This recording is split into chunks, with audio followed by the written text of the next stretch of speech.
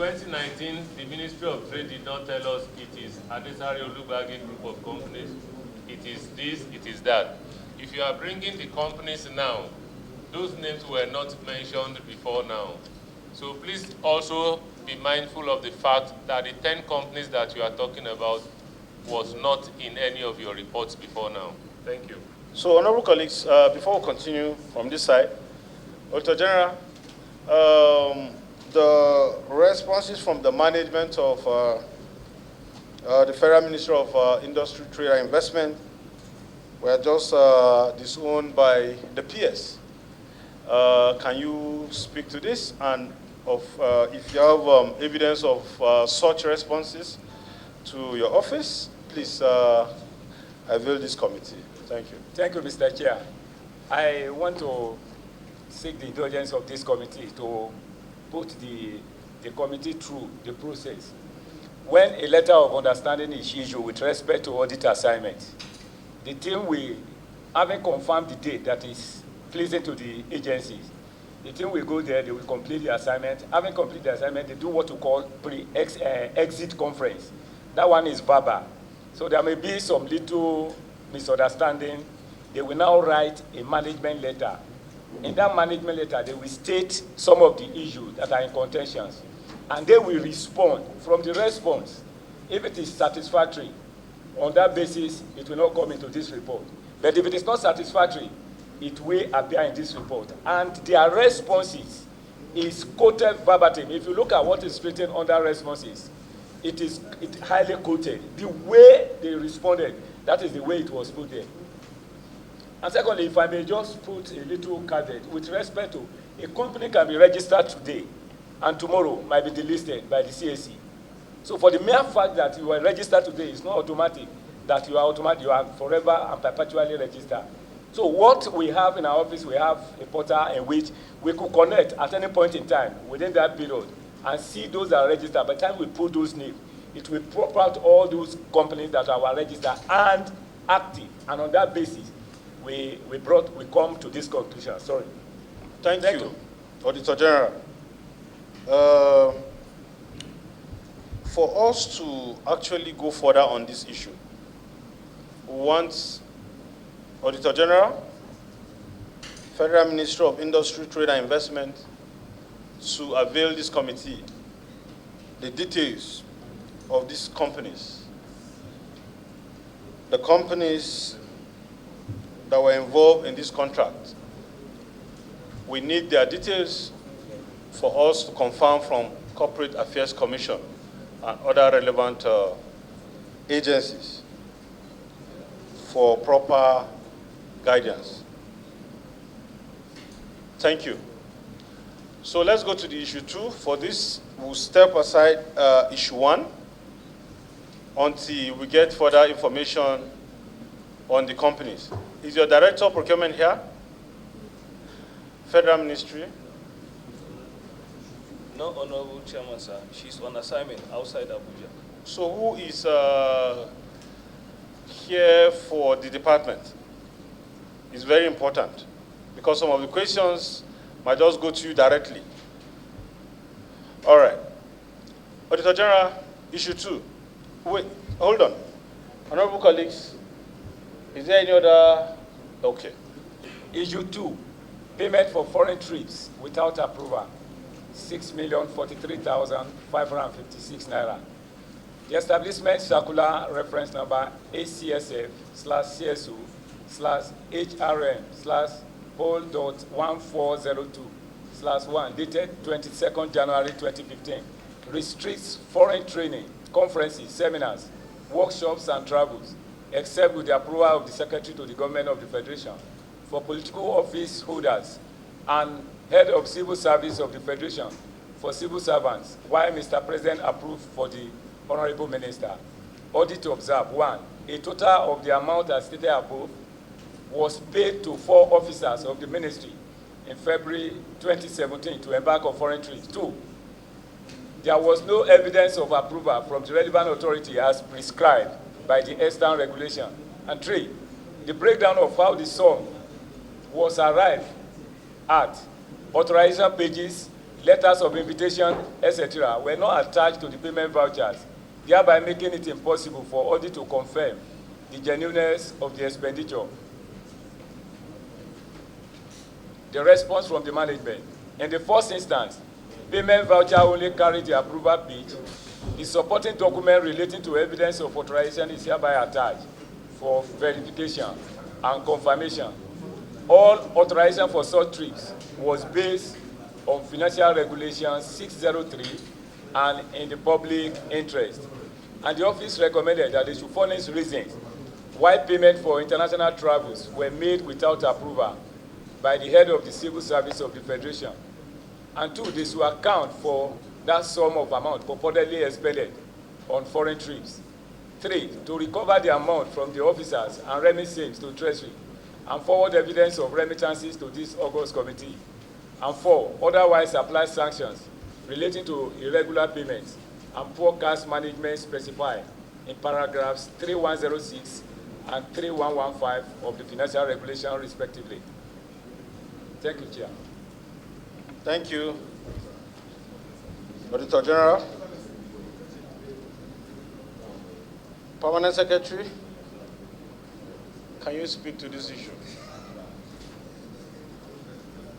Honorable Chairman, sir, the amount, the authorization for the total sum of 6,043,556,000 is within the approval limit of the Permanent Secretary.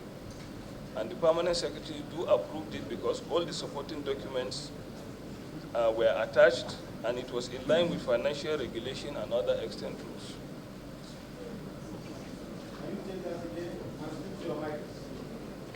Honorable Chairman, sir, the total amount of 6,043,556 naira is within the approval threshold of the then Permanent Secretary who gave the approval. And the supporting documents were attached before the approval and it was in line with financial regulation and extant rules. Do you have the approval limits of the PS as at that time?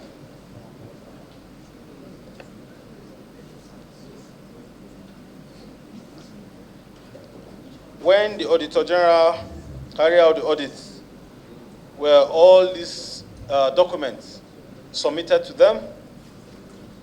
Yes, sir. The documents are at page 74 to 88. The supporting documents, page 74 to 88. So those are documents you submitted to us? Yes, sir.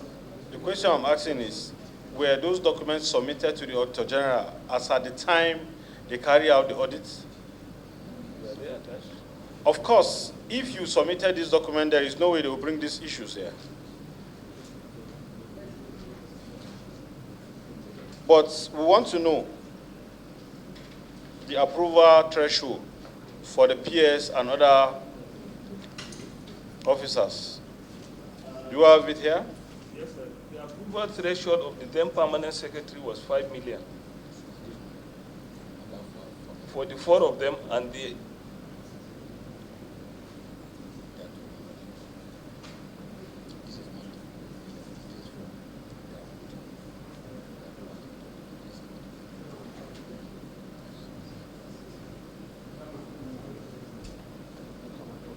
Auditor General, we want to be guided. Yes, sir. For officers of the Federal Ministry of Industry, Trade and Investment to travel to embark on foreign trips, who is supposed to give the approval? Not even looking at the amount involved, first and foremost. Who is supposed to give the approval? Is it the Permanent Secretary or the head of civil service of the Federation? Thank you, Mr. Chair. As stated from the authorities, that is the criteria raised for the purpose of emphasis. The establishment circular is what I've read, ab initio. Because they are public servants. If anything will happen to them, there is no way. It is for record purpose. Those those that devise this thing, they have a reason for putting this in place. It's not just for, they said the one for political officer has to be that of, so on that basis, and coupled with the fact that the permanent secretary was saying the approval limit at that point in time was 5,000. It was 2.5. I stand to be corrected, sir. Permanent Secretary. Yes, Honorable Chairman. Your ministry has actually violated this act. Your staff traveled without getting necessary approvals. Yes, it is very possible the permanent secretary as at then gave them approval. But that approval was not a complete approval. Therefore, your agency or ministry has erred in this regard. However, let me allow my colleagues to also speak on this matter. Yeah, Vice Marshal. Thank you very much, Mr. Chairman. The PSL, we have been given the establishment circular reference that was quoted. In your opinion, which one supersede? Is it the circular or the financial regulation? Thank you very much, sir. Financial regulation stipulates what should be done, but from time to time, they issue circulars depending on the circumstances of the time. Thank That you. means that this circular supersedes the financial regulation. Yeah, because it's to regulate the financial regulation. Circular is to regulate. So if a circular is being given, circular is supposed to be above what is already established. So for the PS then, he is not expected to approve any financial consideration or giving any financial consideration to any of his staff, except when the approval is gotten from the head of service. Is that not? I do concede, sir. Yes, sir. Thank you. Is there any other question? Or Hussein Kiro, do you have any question? Okay. So coming back to the approval limit, you have listened to the Auditor General, and of course, Accountant General, you want to confirm this also to us? The approval limit for the Permanent Secretary, as at then, for travels, especially foreign travels. I'll get back to the House on that. Thank you very much. But the procurement officer, is he there? Okay. What is the approval limit of the permanent secretary as at that time? Sir, as at that time, sir, with due respect, Your Honorable, sir. As at that time, sir, the approval limit of the permanent secretary is 5 million downward. What of the Honorable 5 million on yes. what? Is it 5 contracts? Is it trips? Travels? There are different categories. Yes, as at that time. For what? 5 million for what? 5 million threshold of 5 million on what? on DTA and Estapos. No, sir. Below. No, sir. No, sir. No, sir. Auditor General, we want you to furnish this house with the approval limits of the permanent secretary as at that time. Please. Thank you. Sorry. Auditor General, did you say about for traveling? Did you say anything about, because I heard you mentioning President, SDF, and Head of Service. No, the question we have to even ask ourselves, from where was the money paid? It's from overheads. No. Because I heard you did mention PS in all of this now. I said approval limit within that period was 2.5 million. I specifically mentioned that. And they referred the question back to Accountant General and said it will come back to the House. You have the approval limit there? Let's hold on for the Secretariat to display the approval limit for wasn't enough for this transaction to fly. It ought to have gotten further approval from the head of the civil service of the Federation. While we confirm the limit as it regards or relates to the figures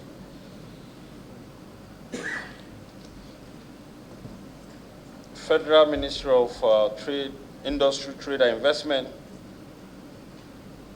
should ensure that whenever payments are being made, all necessary and relevant acts and laws are followed and obeyed. Because from the submission of the Auditor General, we have serious violation of relevant regulations, such as the financial regulation and, of course, the civil service law. Ours is to observe this and ensure that this does not repeat itself again. Ordinarily, would have applied sanction on this, but because you just resumed there a few weeks ago, we want you to, as a matter of urgency, ensure that due diligence and due process are followed in your organization. Thank you. Otumba, are you there? Okay. Auditor General, please get us the circular. Get us the circular, and those in the procurement department or in your organization should also make available the approving authority or circular. So where is the aspect for travels?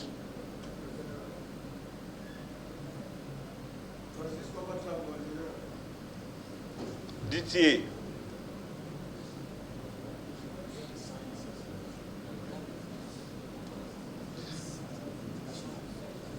Is it there?